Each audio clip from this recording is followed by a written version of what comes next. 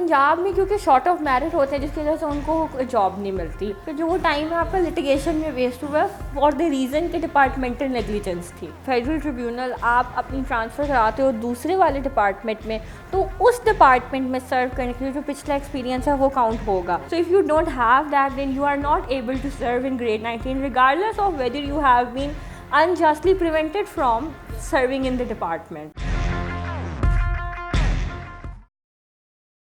Welcome to case legend and I am your host Numan Nazir with Rida Noor. Recently supreme court की एक judgement आई है जिसके अंदर उन्होंने ये डिसाइड किया है कि जो फेडरल सिविल सर्वेंट हैं उनकी सीनियरिटी कैसे काउंट होगी, और आज उसी जजमेंट को लेके उस केस के बारे में हम बात करेंगे। मिस रिदा नूर हमें बताएंगी कि एक्चुअली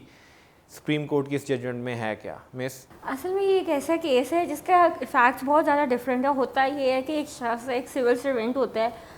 उसको ट्रांसफ़र किया जाता है ग्रेड 19 में। वो चाहते हैं उस सिविल सर्वेंट को उनको ना ग्रेड 19 में ट्रांसफ़र किया जाए, लेकिन मसला ये आता है कि ग्रेड 19 में ट्रांसफ़र होने के लिए ना उनको अपनी 12 ईयर्स की प्रायर सर्विसेज चाहिए होती हैं ग्रेड 17 में या इससे ऊपर, ताकि उनको ट्रांसफ़र किया जा सके according to civil servant act 1990 और रूल्स जितने भी हैं उनके मुताबिक। तो उनको 12 साल की सर्विसेज चाहिए होती हैं, लेकिन होता यह है कि उनकी 12 साल की सर्विसेज पूरी नहीं होती, बल्कि असल में उनकी जो सर्विसेज पूरी होती हैं वो 6 साल की होती हैं। वो इस चीज़ को एक्सेप्ट करते हैं कि उनकी सर्विसेज पूरी नहीं है, क्योंकि 2006 में उनको अपॉइंटमेंट लेटर इशू होता है। 2008 में बेसिकली 2006 में वो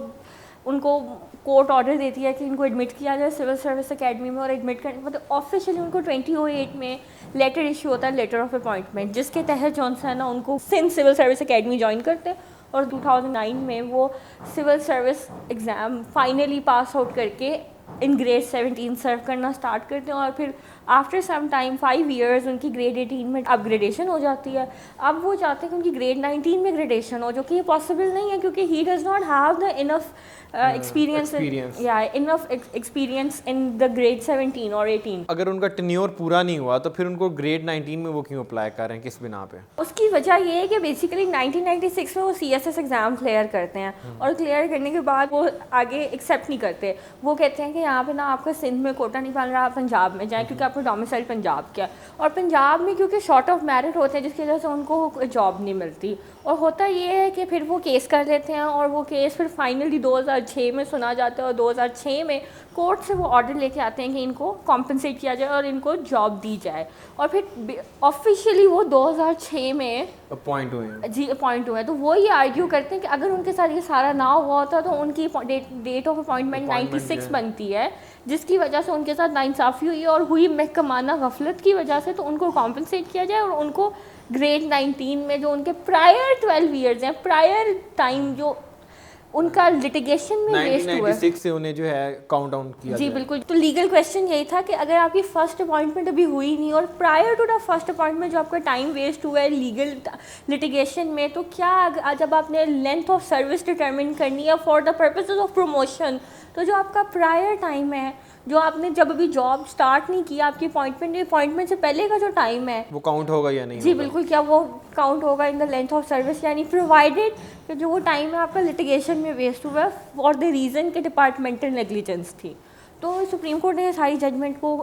सारे फैक्ट्स के मद्देनज़र जॉनसन ना रूल ये किया कि रिगार्डलेस ऑफ द फैक्ट कि ये महकमाना गफलत है, वॉट एवर इट इज़, कि although it is unjust with the defendant, वो जो बंदा है सिविल सर्विस वाला, उसके साथ बड़ी नाइंसाफ़ी हुई है, बड़ी ज़्यादती हुई है, लेकिन इसका मतलब ये नहीं है कि सिविल सर्विसेज के सारे रूल्स को डिस्टर्ब किया जाए और उनका जो एक हायरार्की चली जा रही है उसको ख़राब किया जाए, और जो सारे का सारा डिपार्टमेंट है उसको डिस्टर्ब किया जाए। क्योंकि अगर उस बंदे को विदाउट प्रायर एक्सपीरियंस लगा दिया जाता है ग्रेड 19 में, अगर अपग्रेड कर दिया जाता है, तो फिर ये सारे का सारा डिपार्टमेंटल प्रोसेस डिस्टर्ब हो जाएगा, और उसके पास अभी इतना एक्सपीरियंस नहीं है, he does not have the enough expertise to serve in the grade 19। तो आप क्योंकि ग्रेड 19 में सर्व करने के 12 साल चाहिए, इसलिए ताकि you would have the enough expertise. So if you don't have that then you are not able to serve in grade 19 regardless of whether you have been unjustly prevented from serving in the department। लेकिन इस judgement ने ये hold नहीं किया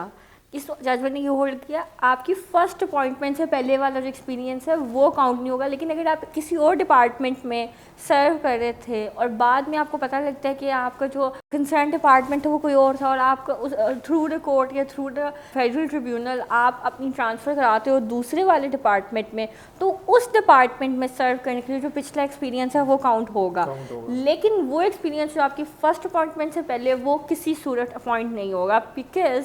according to that you would be incapable of being serving in any grade जिसके लिए आपके पास experience नहीं है। तो अगर आप चाहते हो कि आपको एक ऐसे ग्रेड में ट्रांसफ़र किया जाए 18 से, अगर आप 19 में जाना चाहते हैं तो आपको वो सर्टन जो पीरियड है वो पूरा करना पड़ेगा और कोई भी ऐसा टाइम पीरियड जो आपने वेस्ट किया या किसी भी वजह से वेस्ट हुआ वो काउंट नहीं होगा। Thank you so much miss. और आज हमने जाना कि सिविल सर्विस की सीनियरिटी किस तरीके से काउंट होगी और इस तरह के केसेस हम और भी लाते रहेंगे। Stay with us for more. Thank you so much.